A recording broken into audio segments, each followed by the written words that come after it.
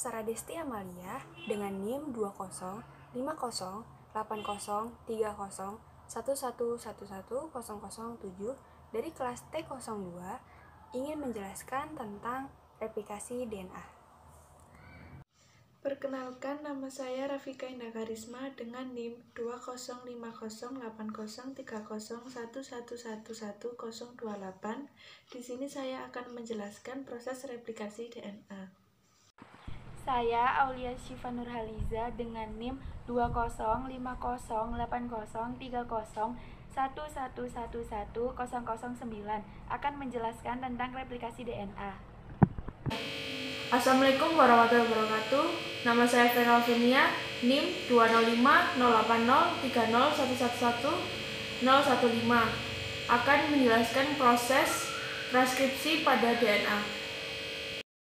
Perkenalkan, nama saya Nanda Kristi Puspitasari, NIM 2050803011111017. Di sini saya akan menjelaskan tentang transkripsi DNA. Perkenalkan, nama saya Verina Fiatin Rosida, NIM 2050830111038. Di sini saya akan menjelaskan tentang proses translasi. Assalamualaikum warahmatullahi wabarakatuh. Perkenalkan, nama saya Maura Mega Silviani, NIM saya 2050801111018 dari kelompok 5 Bioteknologi. Di video kali ini saya akan sedikit menjelaskan tentang translasi DNA.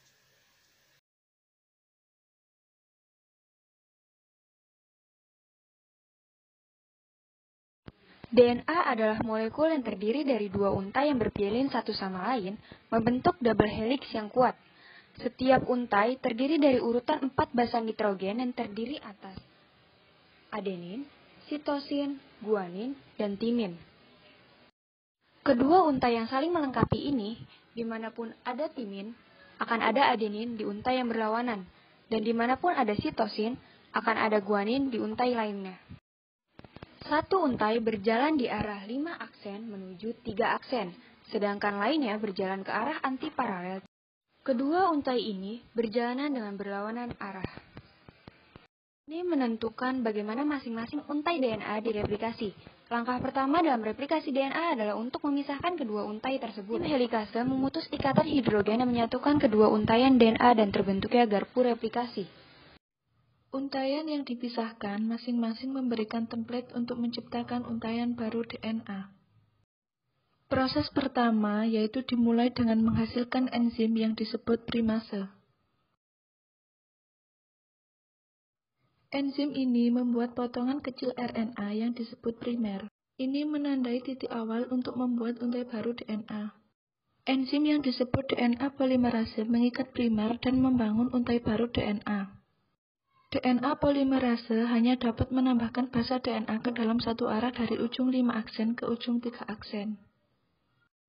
Salah satu dari untai baru DNA terkemuka, untai dibuat terus-menerus. DNA polimerase menambahkan satu persatu dari 5 aksen ke 3 aksen. Untai yang lain dan untai tertinggal tidak dibuat dengan cara terus-menerus. Ini dikarenakan perlawanan arah DNA polimerase. Karena itu, hanya dapat membuat alur dengan serangkaian potongan kecil yang disebut fragmen Okazaki. Setiap fragmen dimulai dengan primer RNA.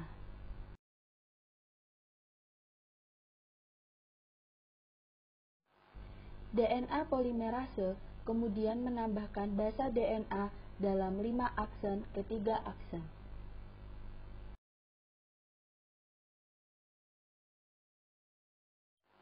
Primer berikutnya kemudian ditambahkan lebih lanjut di bawah untai yang tertinggal. Fragmen Okazaki lain kemudian dibuat dan diproses ulang lagi.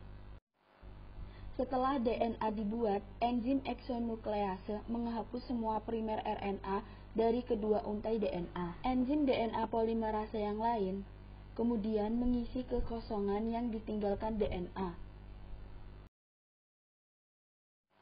Akhirnya, segel ligase DNA enzim fragmen DNA di kedua helai membentuk terus-menerus untai ganda. Replikasi DNA digambarkan sebagai semi konservatif karena setiap molekul DNA terdiri dari yang lama. Untai dilestarikan DNA dan satu yang baru.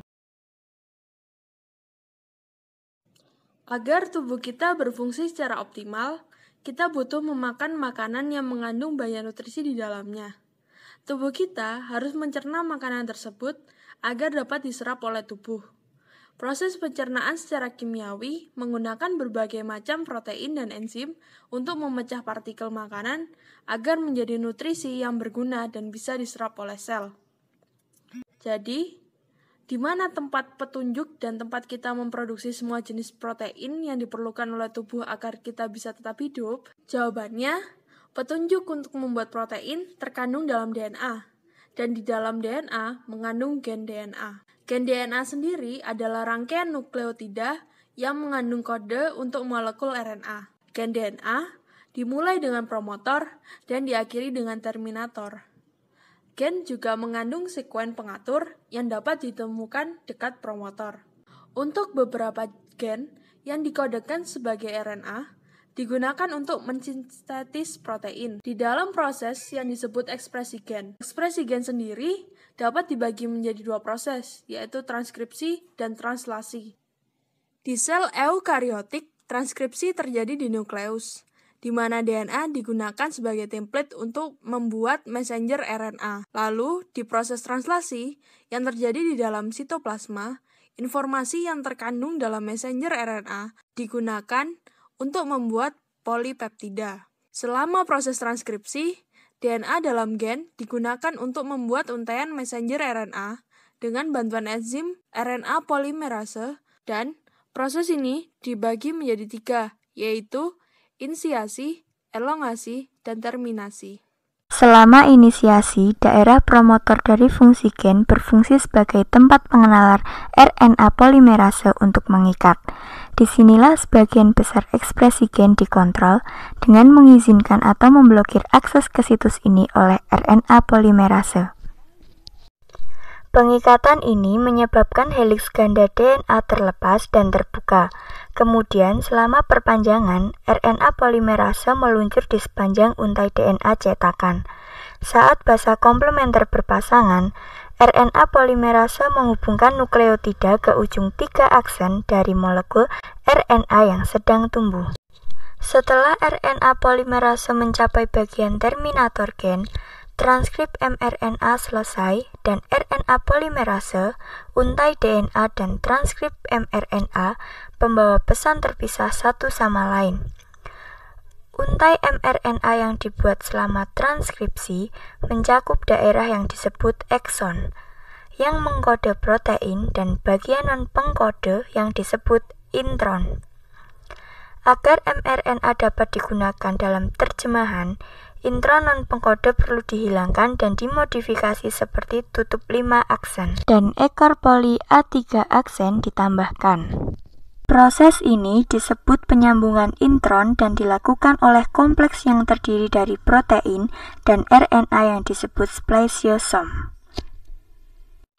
Kompleks ini menghilangkan segmen intron dan bergabung dengan ekson yang berdekatan untuk menghasilkan untai mRNA dewasa yang dapat meninggalkan inti melalui pori inti dan memasuki sitoplasma untuk memulai translasi.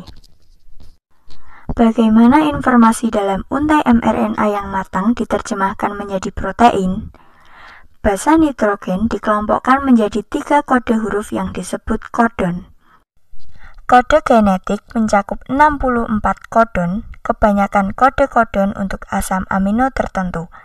Ada 4 kodon khusus, 1 kode untuk mulai, dan 3 kode untuk berhenti. Translasi dimulai dengan untaian mRNA yang mengikat subunit ribosom kecil di hulu kodon start. Setiap asam amino dibawa ke ribosom oleh molekul transfer RNA tertentu. Jenis asam amino ditentukan oleh urutan antikodon dari RNA transfer. Pasangan basa komplementer terjadi antara kodon mRNA dan antikodon RNA transfer. Setelah molekul RNA transfer inisiator berkaitan dengan kodon awal, subunit ribosom besar mengikat untuk membentuk kompleks translasi dan inisiasi selesai. Di subunit ribosom besar, ada 3 daerah berbeda yang disebut situs E, P, dan A. Selama pemanjangan, asam amino individu dibawa ke untai mRNA oleh molekul RNA transfer melalui pasangan basa komplementer dari kodon dan antikodon. Setiap antikodon dari molekul RNA transfer sesuai dengan asam amino tertentu. Molekul RNA mentransfer muatan yang mengikat ke situs A dan ikatan peptida terbentuk antara asam amino dan yang terikat pada molekul RNA transfer di situs P. Kompleks bergeser ke bawah satu kodon, di mana molekul RNA transfer yang sekarang tidak bermuatan keluar dari situs E dan situs A terbuka untuk menerima molekul transfer RNA berikutnya. Elongasi akan berlanjut sampai kodon terakhir tercapai. Faktor pelepasan yang mengikat situs A pada kodon stop dan polipeptida dilepaskan dari RNA transfer di situs P. Seluruh kompleks terpisah dan dapat berkumpul kembali untuk memulai proses lagi saat inisiasi. Tujuan translasi adalah menghasilkan polipeptida dengan cepat dan akurat. Setelah disosiasi, polipeptida mungkin perlu dimodifikasi sebelum berfungsi. Modifikasi terjadi di organel yang berbeda untuk protein yang berbeda. Agar enzim pencernaan dapat disekresikan ke dalam lambung atau usus, polipeptida diterjemahkan ke dalam retikulum endoplasma, dimodifikasi saat melewati Golgi, kemudian disekresikan menggunakan vesikel melalui membran plasma sel ke dalam lumen pencernaan. Protein dibutuhkan agar sebagian besar fungsi fisiologis tubuh dapat berjalan dengan baik, seperti memecah partikel makanan dan pencernaan. Dan proses transkripsi dan translasi dapat memungkinkan produksi protein.